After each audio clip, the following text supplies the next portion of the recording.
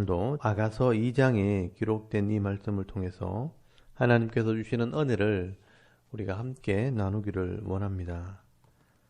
어제 우리가 말씀을 나누었던 아가서 1장에서 솔로몬과 술람비 여인이 서로 사모하는 마음으로 만나는 장면을 노래했다면, 오늘 이 아가서 2장에서는 이 두 사람이 더 깊은 사랑의 교제를 나누게 되는 이 아름다운 모습을 노래를 하고 있습니다.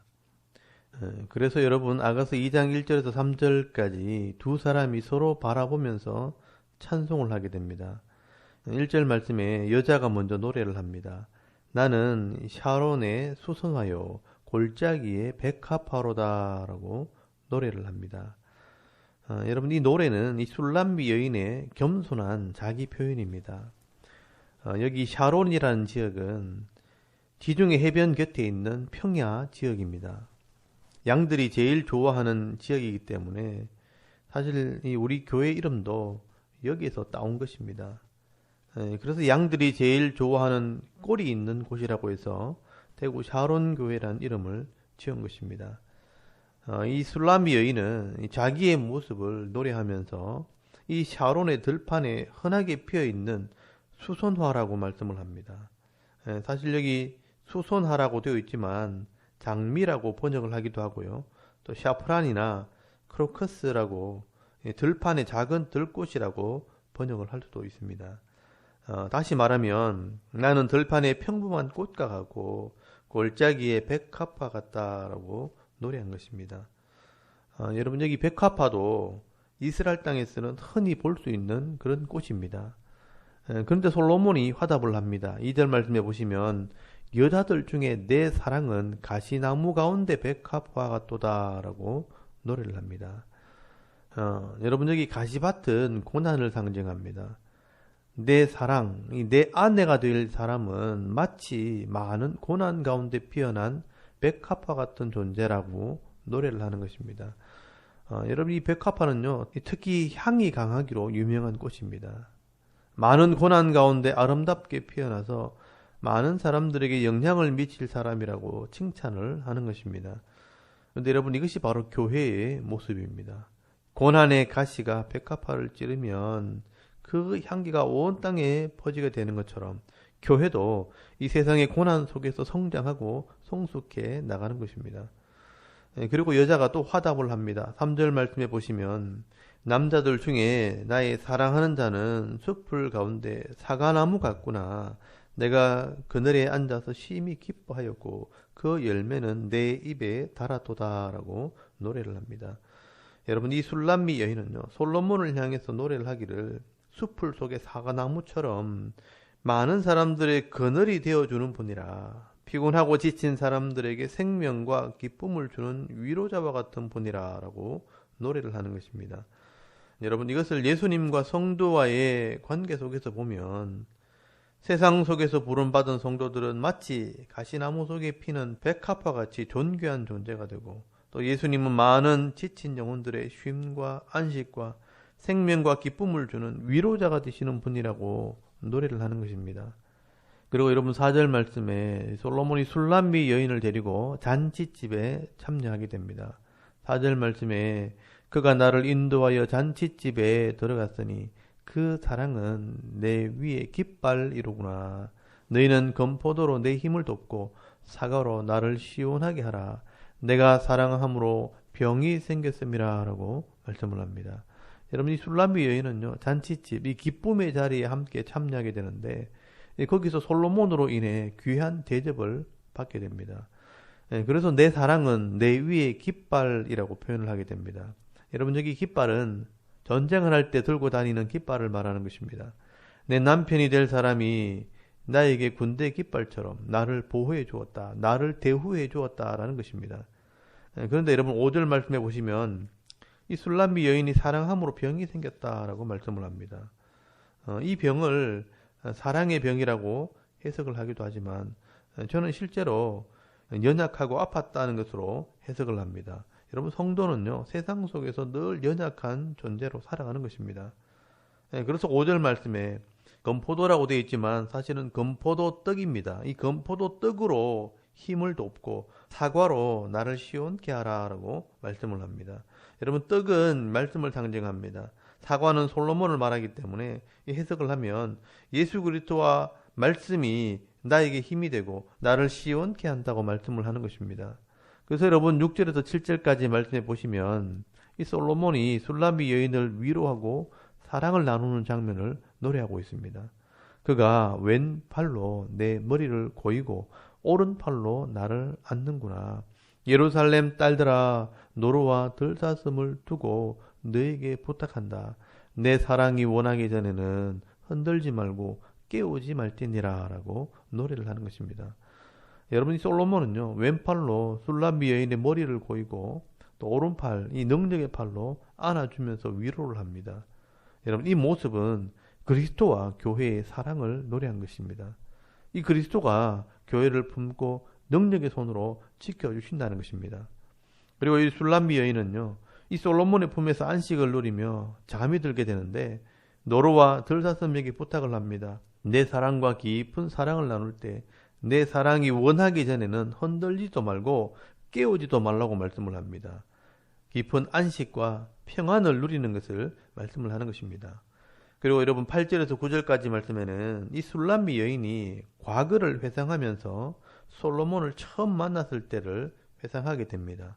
내 사랑하는 자의 목소리로구나. 보라, 그가 산에서 달리고 작은 산을 빨리 넘어오는구나. 내 사랑하는 자는 노루와도 같고 어린 사슴과도 같아서 우리 벽 뒤에 서서 창으로 들여다보며 창살 틈으로 엿보는구나 라고 말씀을 합니다. 여러분, 이 장면은요, 아마 솔로몬이 사냥을 나왔다가 노루와 사슴을 찾아 이리저리 뛰어다니다가 이 술람비 여인을 만나게 되었다는 것을 말씀을 하는 것입니다. 그리고 여러분 10절에는요, 이 솔로몬이 일어나 술람비 여인에게 청혼을 하는 장면입니다. 나의 사랑하는 자가 내게 말하여 이르기를 나의 사랑 내 어여쁜 자야 일어나서 함께 가자라고 초청을 합니다.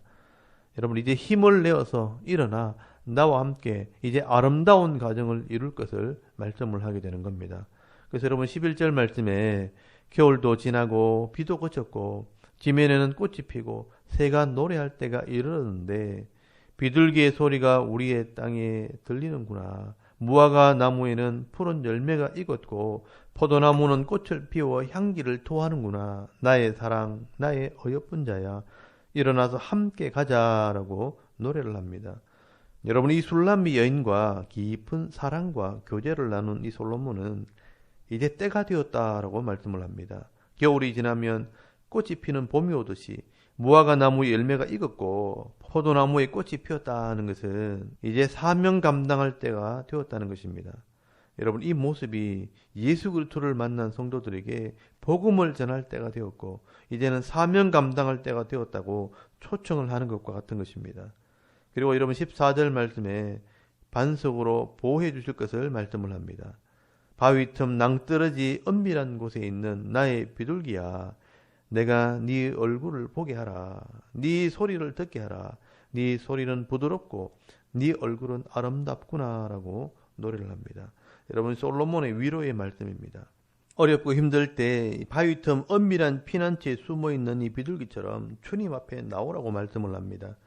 그래서 네 얼굴을 보게 하고 네 소리를 듣게 하라. 주님께 맡기고 기도하라는 것입니다. 그러면 그 소리가 부드럽고 즐겁고 그 얼굴이 아름답다. 여러분, 주님이 그 소리를 즐겁게 듣고 그 얼굴을 아름답게 보신다는 것입니다. 여러분, 성도가 주님께 기도하는 모습이 아름답다는 것입니다. 그리고 여러분 15절 말씀에 포도원을 허는 여우가 있다고 말씀을 합니다. 우리를 위하여 여우, 곧 포도원을 허는 작은 여우를 잡으라. 우리의 포도원에 꽃이 피었음이라 라고 말씀을 합니다. 여러분, 여기에 우리 포도원이라고 말하는 것을 보면 이 솔로몬과 술람비 여인의 기업을 상징하는 것입니다. 이것은 오늘날의 가정과 교회라고 할 수 있습니다.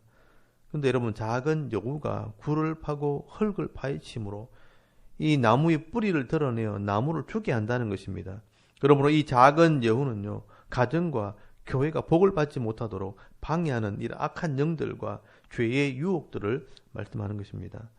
여러분, 우리가 이 그리스도의 사랑과 이 말씀의 능력으로 이런 죄의 유혹을 이겨낼 때 하나님께서 주시는 이 기업의 풍성함을 누리게 되는 것입니다. 그리고 여러분, 마지막으로 이 술람미 여인은 온전한 사랑을 노래합니다.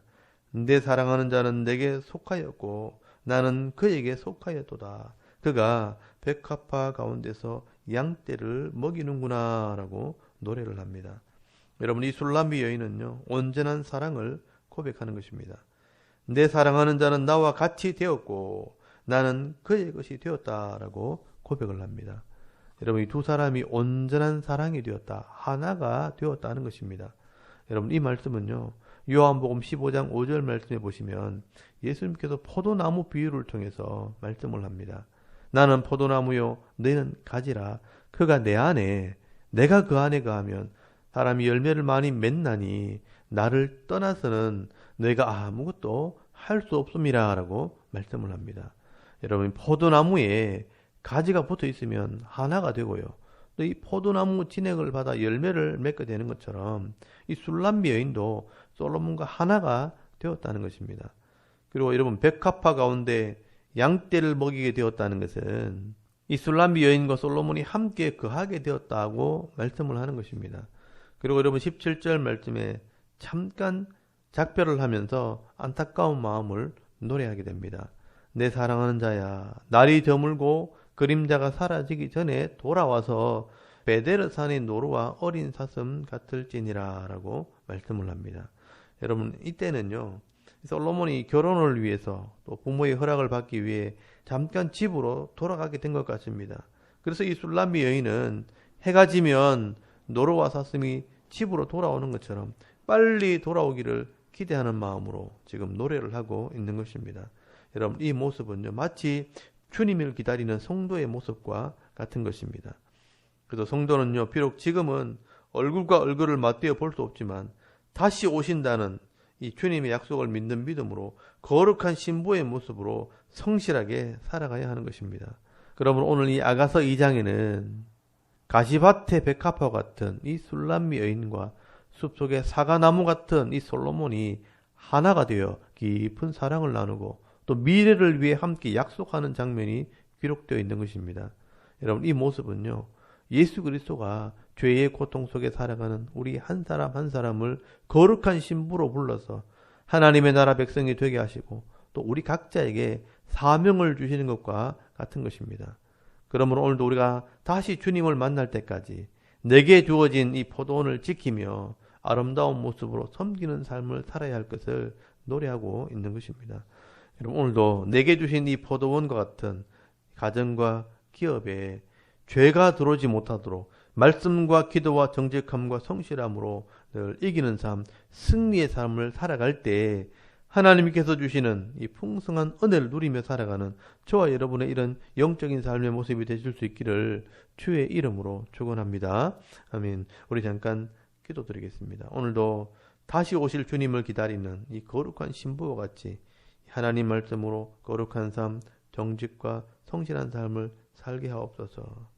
또 나라와 섬기는 교회와 이 가정을 위해서 또 개인의 기도 제목을 따라 기도하고 오늘 하루 삶을 또 시작할 수 있기를 바랍니다. 우리 다 같이 하나님께 한번 기도드리겠습니다.